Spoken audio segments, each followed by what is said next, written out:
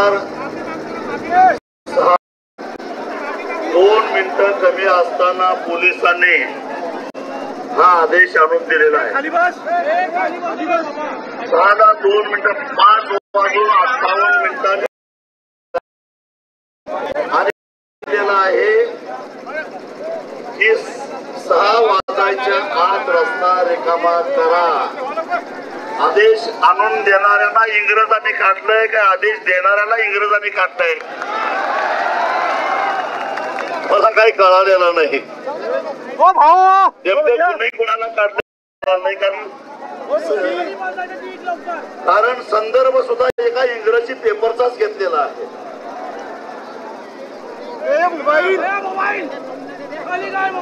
इंग्रजी आहे कुठला का असेल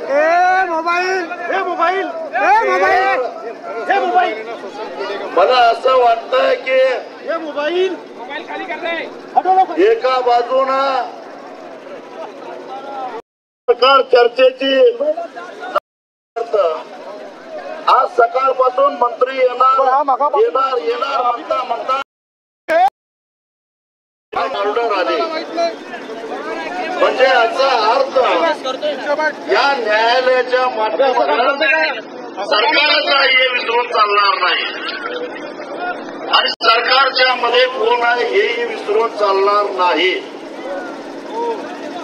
म्हणजे तुमचा 7-12 कोरा करायचा काय नाही हे त्यांनी आधीच ठरवलेलं आहे आणि त्यामुळं अशा पद्धतीनं शिखंडीचा डाव खेळायला लागलेले आहेत. मला सरकारमध्ये जे कोणी मोर्चे आहेत मला माहिती आहे. अशा पद्धतीनं शिखंडीचा डाव जर खेळणार असाल तर कमरेला चड्डी सुद्धा शिल्लक राहणार नाही हे लक्षात ठेवा.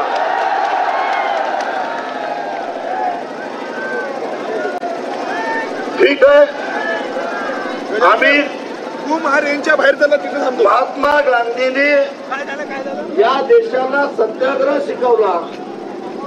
महात्मा गांधींनी या देशाला सविनय कायदेभंग करायला शिकवला आणि सविनय कायदेभंग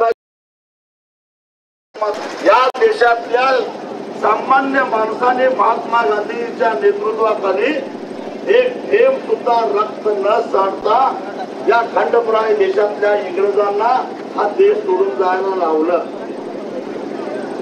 आधी सत्याग्रहातून या देशाला स्वातंत्र्य मिळालं आणि मग या देशानं डॉक्टर बाबासाहेब आंबेडकरांच्या माध्यमातून एक आदर्श संविधान तयार केलं आणि त्या संविधानाचा आदर करणारी आम्ही सगळी माणसं आहोत आणि त्या संविधानानं न्याय व्यवस्था निर्माण केली म्हणून आम्ही संविधानाचा आदर करतो म्हणून न्याय व्यवस्थेचा सुद्धा आदर करतो.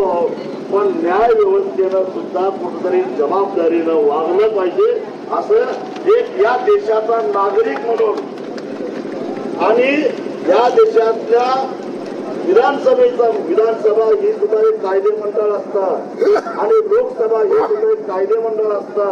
या 2 कायदेमंडळामध्ये दीर्घकाळ काम केलेला एक सन्माननीय कायदेमंडळाचा सदस्य म्हणून मला सुद्धा बोलण्याचा काही अधिकार आहे. न्याय व्यवस्था म्हणजे काय ब्रह्मदेव नाही. न्यायालय म्हणजे काय ब्रह्मदेव नाही.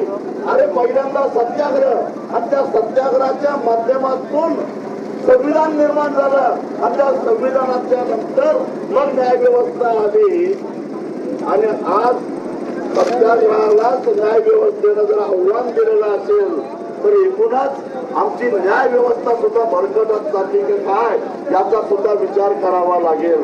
आणि न्यायमूर्ती लोया हे त्याचं सगळ्यात मोठं उदाहरण आहे. कारण न्यायमूर्ती लोयाचा सुद्धा याच न्याय व्यवस्थेनं अशाच पद्धतीनं बळी घेतलेला आहे हे आम्ही विसरू शकत नाही. भलेही तुम्ही कायद्याच्या माध्यमातून शिखंडीसारखा आमच्यावर वार केलेला असाल पण भविष्यामध्ये या सगळ्या प्रश्नाची उत्तरं तुम्हाला द्यावी लागतील. आणि म्हणून बच्चूभाऊंनी सांगितलं ते बरोबर आहे. तुम्हाला इथनं घेऊन जायचं आहे ना मैदान खाली करायचं आहे ना आम्ही दोन्ही हात वर करून कारण महात्मा गांधींनी आम्हाला सत्याग्रह शिकवलेला आहे. दोन्ही हात वर करून सरेंडर व्हायला तयार आहे, तुमच्या ताब्यात यायला तयार आहे, पण तुमचं तुम्ही आम्हाला घेऊन जायचं आहे. तुमचं तुम्ही आम्हाला येऊन घ्यायचं आहे आणि तुम्ही आम्हाला ताब्यात घ्यायचं आहे.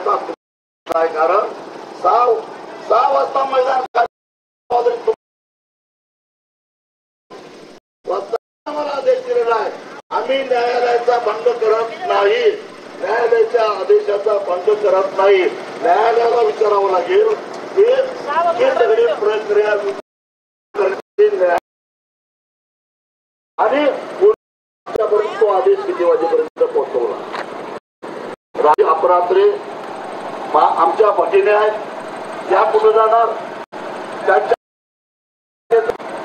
आमचे दिव्यांग या ठिकाणी आहेत, त्यांचं काय